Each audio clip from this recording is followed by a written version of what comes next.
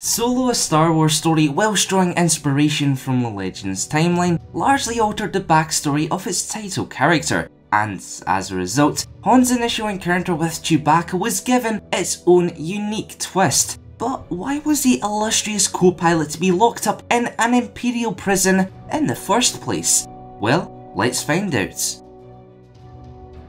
Taken from their homeworld and torn apart from their tribes, Wookiees were transported to distant star systems by the Galactic Empire for use as slave labour. But that's not to say every single member of the species faced such a fate. For example, Chewbacca managed to evade the clutches of Imperial cruelty, using his brief tenure as a fugitive to locate his scattered people. I say briefly due to the fact a greedy bounty hunter once more ensured his place as a prisoner of the Empire. Unfortunately, the local Imperial officers on Mimban lacked the necessary funds and inclination to process the colossal beast for transportation back to Kashyyyk. As a result, the commanders of Camp Forward oversaw the conversion of an abandoned ammo dump into a makeshift prison for Chewbacca.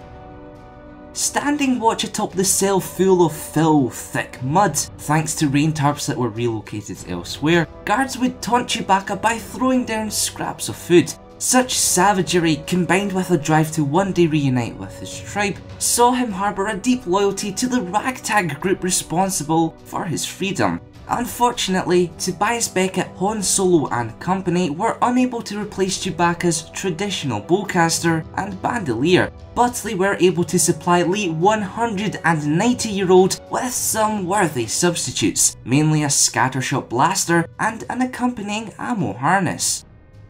Beyond Imperial imprisonment, Chewbacca rarely looked back upon the betrayal that directly resulted in his capture. In saying that, however, I'm rather confident we will one day explore this specific incident in a future comic or novel. Until then, be sure to keep it locked here to the Can Cruzans for all things Chewbacca and Han Solo. Thanks for watching.